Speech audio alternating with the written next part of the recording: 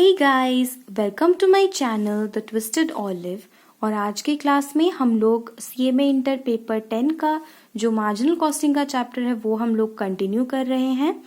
So guys, आज तक हम लोगों ने जितने भी क्वेश्चंस किए वो सब या तो इजी लेवल का था या फिर थोड़े से मॉडरेट लेवल का था।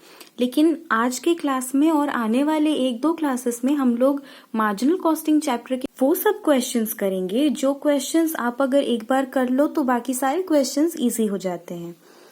सो today we are going to solve the question number 40 जो कि बहुत ही ज्यादा इम्पोर्टेंट है both exam point of view से, और अगर चैप्टर को समझने की बात है तो उस पॉइंट ऑफ व्यू से भी ये बहुत ज्यादा इम्पोर्टेंट है। So coming to the question बोल रहा है your company has a production capacity of 2 lakhs units per year. आपका एक कंपनी है जिसका प्रोडक्शन कैपेसिटी है 2 lakhs यूनिट्स पर ईयर, मतलब जो 100% कैपेसिटी लेवल है वो है 2 lakhs यूनिट्स। फिर बोल रहा है normal capacity utilization is record at 90%, मतलब जो कंपनी का नॉर्मल लेवल ऑफ ऑपरेशन है वो है 90% कैपेसिटी पे। Standard variable production costs are ₹11 per unit. और फिर बोला है कि fixed cost are ₹3,60,000 per year. फिर है variable selling cost are ₹3 per unit and fixed selling cost are ₹2,70,000 per year. The unit selling price is ₹20, मतलब हर unit का जो सेलिंग प्राइस है वो है ₹20। और in the year just ended on 30th June 2012 the production was 1,60,000 units and sales were 1,50,000 units, मतलब production हुआ 1,60,000 units का और उसमें से सेल हो गया 1,50,000 यूनिट्स का। तो जो क्लोजिंग इन्वेंट्री रह गया on 30th June 2012 that was 20,000 units. The actual variable production cost for the year was ₹35,000 higher than the standard. Okay, फिर बोला है हमें क्या क्या कैलकुलेट करना है। The profit for the year by absorption costing method and by marginal costing method, और explain the difference in profits. Now coming to the solution of the question, सबसे पहले हमें एब्जॉर्प्शन कॉस्टिंग मेथड से इसका profit calculate करना है।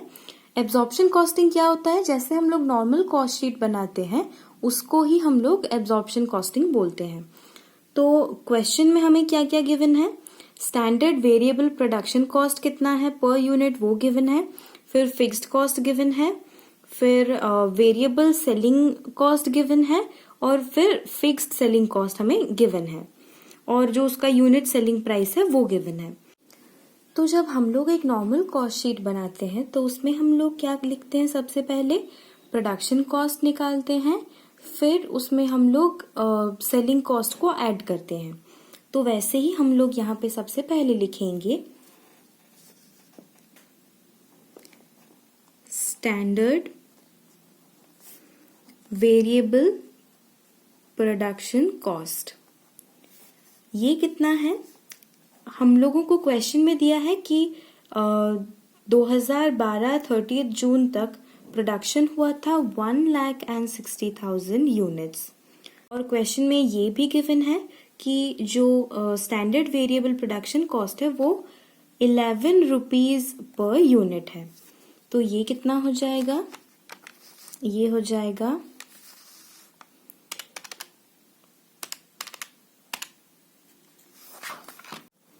ये हो जाएगा 17,60,000। तो बोला है कि the actual variable production cost is higher than the standard, मतलब एक्चुअल वेरिएबल कॉस्ट ज्यादा है और ये स्टैंडर्ड कम है। तो हमारे पास ये जो है ये स्टैंडर्ड प्रोडक्शन कॉस्ट है, इसमें हम लोग जितना वेरिएंस है उसको ऐड कर देंगे तो हम लोग का एक्चुअल वेरिएबल प्रोडक्शन कॉस्ट आ जाएगा। इसमें हम ऐड करेंगे वेरिएंस कितना है 35,000 रुपीज। तो इसको ऐड करने के बाद हम लोगों का आ जाएगा एक्चुअल वेरिएबल प्रोडक्शन कॉस्ट। ये ऐड कर देंगे हम लोग तो ये हो जाएगा 17,95,000 रुपीज। वेरिएबल कॉस्ट आ गया। इसके बाद हम लोग निकालेंगे फिक्स्ड कॉस्ट। तो ये हो जाएगा फिक्स्ड प्रोडक्शन कॉस्ट। ये कितना हो जाएगा? सेम 1,60,000 यूनिट्स के लिए। और हमें यहाँ पे ये कैलकुलेट करना पड़ेगा कि per unit fixed production cost कितना होगा। तो क्वेश्चन में गिवन है कि उसका जो कंपनी का जो कैपेसिटी है वो है 2 लाख यूनिट्स पर ईयर। और ये जो 2 लाख यूनिट्स है ये कितना है? ये है 100% कैपेसिटी पे। और क्वेश्चन में बोला है कि जो कंपनी है वो नॉर्मली 90% कैपेसिटी पे ऑपरेट करती है। तो 90% पे कितना हो जाएगा? ये हो जाएगा 1,80,000 यूनिट्स।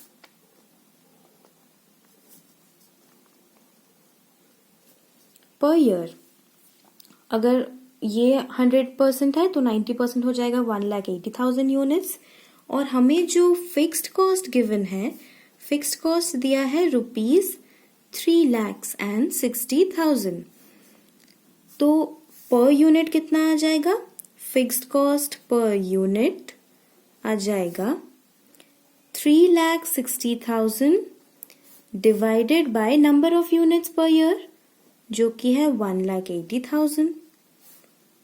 ये आ जाएगा ₹2 पर यूनिट। तो ये हो जाएगा fix production cost 1,60,000 units into ₹2। तो ये हो जाएगा हम लोगों का 3,20,000 और इसको ऐड कर देने पे ये हो जाएगा 21,15,000। अब हम लोगों के पास वेरिएबल प्रोडक्शन कॉस्ट और जो फिक्स प्रोडक्शन कॉस्ट सब आ गया।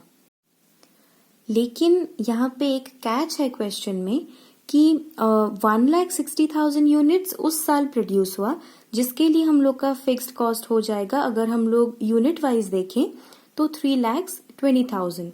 लेकिन क्वेश्चन में हमें क्या बोला है कि जो फिक्स्ड कॉस्ट है वो तो हर साल के लिए सेम ही रहता है, सारे कैपेसिटी लेवल्स पे सेम ही रहता है। फिर चाहे वो 1,60,000 यूनिट्स प्रोड्यूस हो या फिर 1,80,000 यूनिट्स प्रोड्यूस हो। तो ये जो कॉस्ट है फिक्स्ड कॉस्ट ये सिर्फ 1,60,000 के लिए है।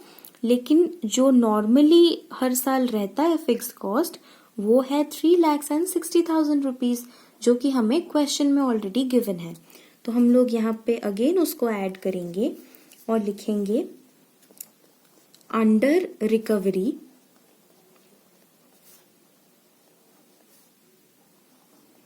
Of fixed production cost. ये कितना है? 3,60,000 माइनस 3,20,000 जो कि हो जाएगा 40,000 रुपीज। ये हो जाएगा 21,55,000। ये हम लोगों का कितना आ गया? ये आ गया हम लोगों का cost of production.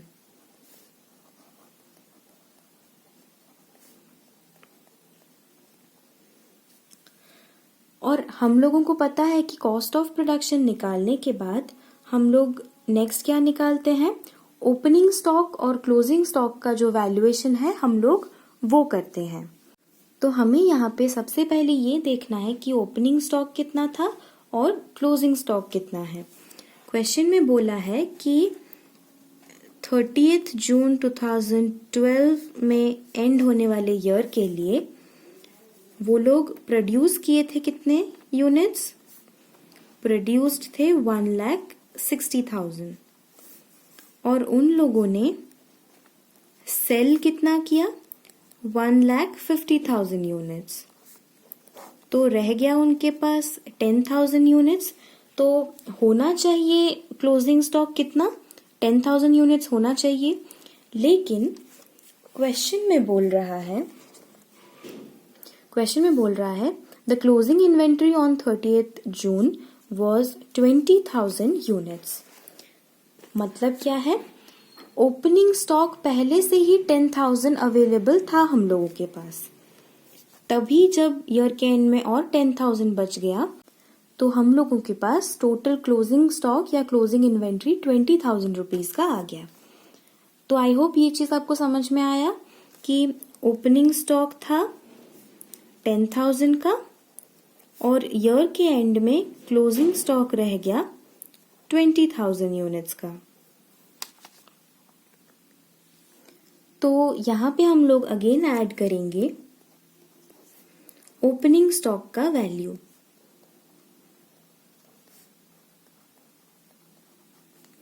Opening stock का वैल्यू कितना हो जाएगा?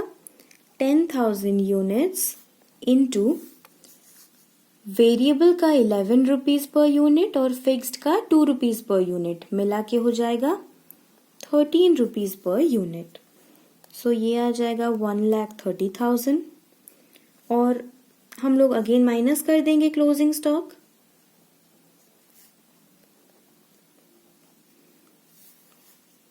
क्योंकि हमें सेलिंग प्राइस निकालना है तो जैसे हम लोग कॉस्ट शीट में नॉर्मल बनाते हैं, ओपनिंग स्टॉक को ऐड करते हैं फिर क्लोजिंग स्टॉक के वैल्यू को माइनस करते हैं, सिमिलरली हमें वैसे ही करना है। तो क्लोजिंग स्टॉक का जो वैल्यू है वो कितना हो जाएगा? ये हो जाएगा क्लोजिंग स्टॉक का नंबर ऑफ यूनिट्स कितना है? 20,000 और हमारे पास कॉस्ट ऑफ प्रोडक्शन है ये, दिस इज 21,55,000 डिवाइडेड बाय ये जो है कॉस्ट ऑफ प्रोडक्शन, ये कितने यूनिट्स के लिए है? ये है 1,60,000 यूनिट्स के लिए। ये बहुत इजी कैलकुलेशन है। अगर 1,60,000 यूनिट्स के लिए इतना है सीओपी तो 20,000 के लिए कितना हो जाएगा? हम लोग कैलकुलेट कर लेते हैं। 21,55,000 divided by 1,60,000 into 20,000, 2,69,375।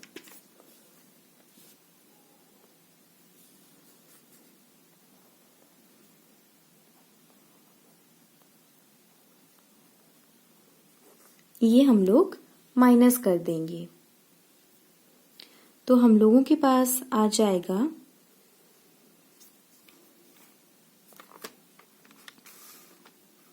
21,55,000 plus 1,30,000 minus 269,375। ये आ जाएगा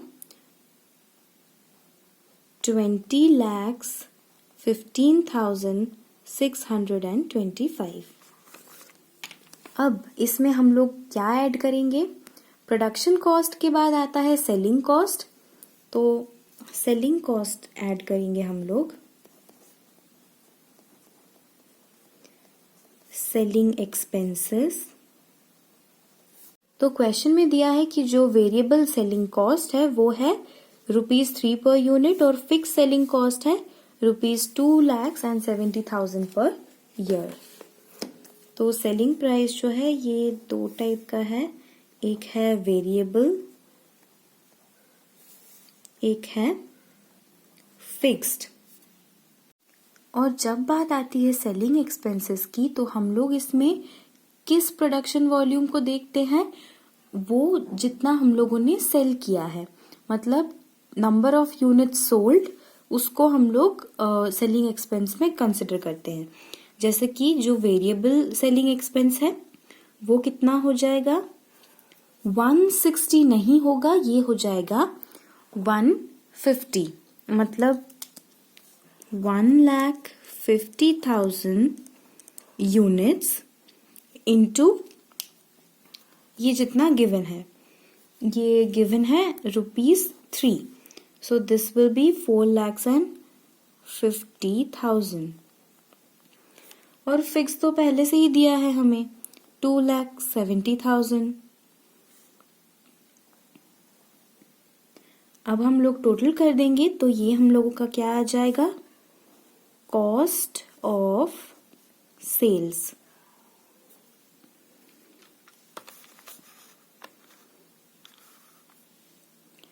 $21,562 प्लस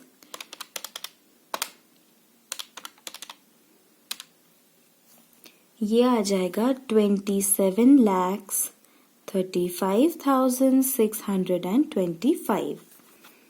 ये हम लोगों का आ गया कॉस्ट ऑफ सेल्स। अब हमें क्वेश्चन में क्या बोला है, क्वेश्चन में हमें ये गिवन है कि इसका जो सेल्स है वो कितना है। सेल्स हो जाएगा 1,50,000 यूनिट्स, क्योंकि ये नंबर ऑफ यूनिट सोल्ड है, इनटू हर यूनिट का सेलिंग प्राइस है 20 रुपीज, तो ये आ जाएगा 30 lakhs। ये 30 lakhs आ गया। हम फाइनली अभी ये फाइंड आउट कर सकते हैं कि प्रॉफिट कितना होगा। प्रॉफिट हो जाएगा 30 lakhs minus 27,35,625, ये हो जाएगा 2,64,375। तो हम लोगों ने ये कैलकुलेट कर लिया कि अगर हम एब्जॉर्प्शन कॉस्टिंग मेथड यूज करेंगे तो हम लोगों का प्रॉफिट आ जाएगा इतना। नेक्स्ट क्वेश्चन में हमें पूछा है कि अगर हम इसको मार्जिनल कॉस्टिंग के मेथड से कैलकुलेट करें तो कितना आएगा। अब एब्जॉर्प्शन कॉस्टिंग कर लिया है तो मार्जिनल कॉस्टिंग तो बहुत ही इजी है। तो अब हम लोग बना रहे हैं एक स्टेटमेंट जिसमें हम लोग प्रॉफिट निकालेंगे under the method of marginal costing. तो सबसे पहले हम लोग क्या निकालेंगे, सेल्स। सेल्स तो हम लोगों को पता ही है 30 lakhs है। अब हम लोग माइनस करेंगे इससे वेरिएबल कॉस्ट।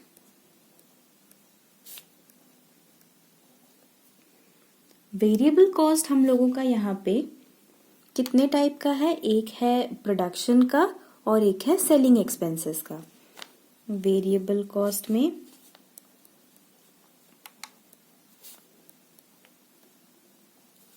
प्रोडक्शन का कितना है, प्रोडक्शन का है 17,95,000।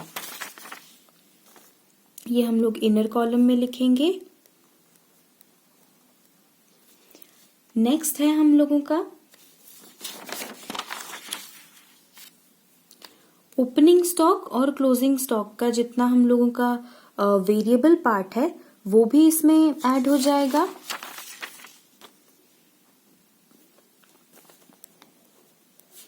Opening stock 10,000 units into 11 rupees, क्योंकि ये है 11 रुपीज पर यूनिट। नेक्स्ट है क्लोजिंग स्टॉक, ये हम लोग ऐड करेंगे और ये हम लोग माइनस करेंगे। क्लोजिंग स्टॉक कितना है, क्लोजिंग स्टॉक का आ जाएगा 1,795,000 divided by 1,60,000 into 20,000।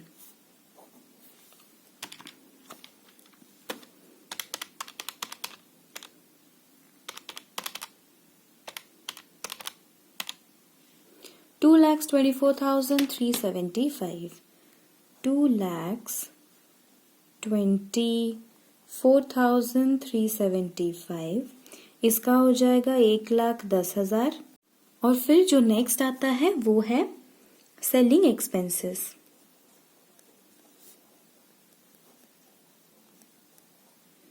Selling expenses कितना है,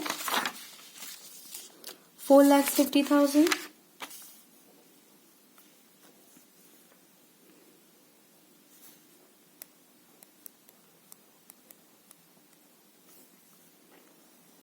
और इसको कैलकुलेट करने पे कितना आ जाएगा 1795,000 प्लस 1,10,000 माइनस 224,375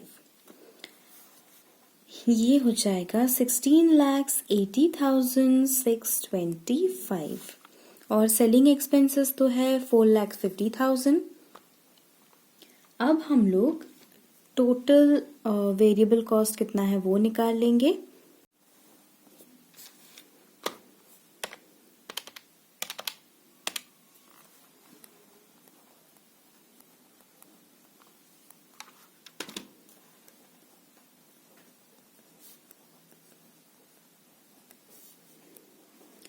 इसके बाद हम लोग निकालेंगे कंट्रीब्यूशन कितना आ रहा है। कंट्रीब्यूशन हो जाएगा -30 लाख कर देने से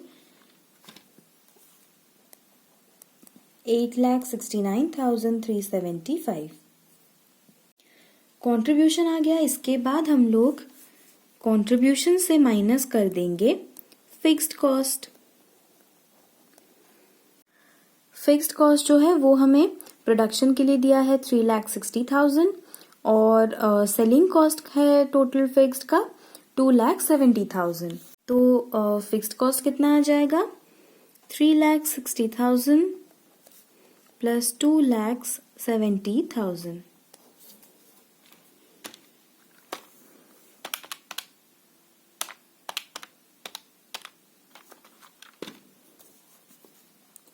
$6,30,000 ये हम लोग माइनस कर देंगे कंट्रीब्यूशन से, तो हम लोगों का फाइनली आ जाएगा प्रॉफिट। प्रॉफिट कितना आ जाएगा, ये हो जाएगा 375,39 2,39,375। तो मार्जिनल कॉस्टिंग के मेथड से हम लोगों का प्रॉफिट इतना आएगा और एब्जॉर्प्शन कॉस्टिंग में 2,64,000 आ रहा था जो कि ज्यादा आ रहा था। तो क्वेश्चन के सेकंड पार्ट में बोला है explain the difference in profits. तो अब हम लोग देखते हैं प्रॉफिट्स में क्या डिफरेंस है।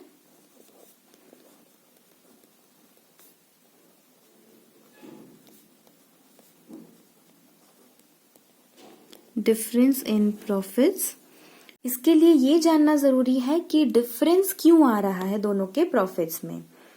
एक ही इसका रीजन है, वो है वैल्यूएशन ऑफ द स्टॉक्स। यहाँ पे हम लोगों ने वैल्यूएशन किस बेसिस पे किया है, ओनली वेरिएबल कॉस्ट के बेसिस पे, ओनली वेरिएबल कॉस्ट। लेकिन यहाँ पे हम लोगों ने जो स्टॉक का वैल्यूएशन किया है वो वेरिएबल और फिक्स्ड दोनों मिला के, वेरिएबल 11 रुपए और फिक्स्ड का 2 रुपए दोनों मिला के हम लोगों ने 13 रुपीज को यहाँ पे इनकॉर्पोरेट किया है।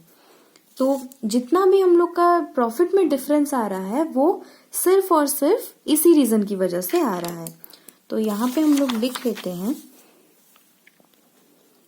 Opening stock, closing stock. Opening stock का वैल्यू कितना है यहाँ पे 1,30,000।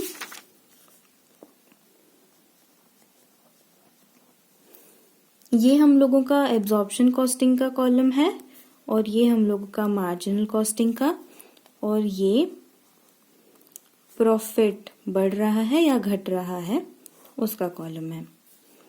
और मार्जिनल कॉस्टिंग में कितना है हम लोग का फिक्स्ड कॉस्ट 1,10,000। तो यहाँ पे जो है प्रॉफिट घट रहा है तो 20% डिक्रीज हो रहा है।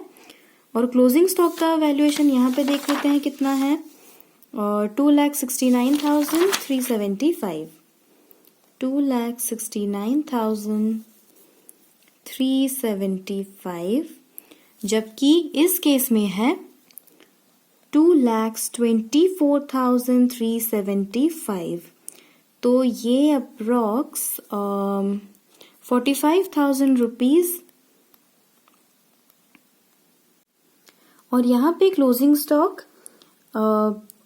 एब्जॉर्प्शन कॉस्टिंग में ज्यादा है और मार्जिनल कॉस्टिंग में कम है, दोनों में डिफरेंस 45,000 है, जिसकी वजह से जो हम लोगों का प्रॉफिट है वो 45,000 इंक्रीज कर रहा है। तो हम लोग का ये नेट में कितना आ जा रहा है, नेट में डिफरेंस आ रहा है 25,000 रुपीज का। और ये जो 25,000 है वो क्या है, इसका जो प्रॉफिट है 2,64,375 और मार्जिनल कॉस्टिंग का जो प्रॉफिट है 2,39,375, उन दोनों के बीच का डिफरेंस है 25,000 रुपीज, यही सेम वाला। तो आई होप ये वाला क्वेश्चन जो है ये थोड़ा सा ट्रिकी है, लेकिन काफी सारे चांसेस है इसके एग्जाम में आने के। और इसके बाद हम लोगों के पास ऐसे और 3 क्वेश्चंस हैं जो कि थोड़े से ट्रिकी हैं, थोड़े से टफ साइड पे हैं, और आने वाले क्लासेस में हम लोग वो सारे क्वेश्चंस करेंगे।